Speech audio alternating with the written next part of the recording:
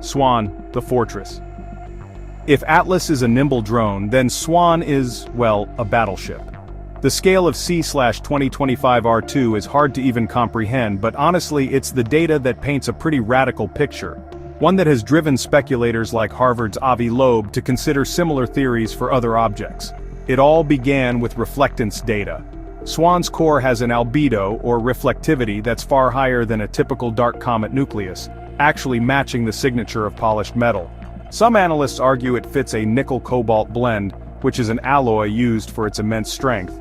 Then, reports started coming in about a silvery halo around the nucleus, an anomaly some interpret as a plasma envelope or maybe even an electromagnetic shield. This is where it earned the nickname, the Fortress. Unlike Atlas, SWAN appears steady and honestly invulnerable, refusing to fragment as it nears the sun. Even its tail shows evidence of microthrusts, tiny rhythmic pulses at a consistent frequency that, frankly, defy natural outgassing.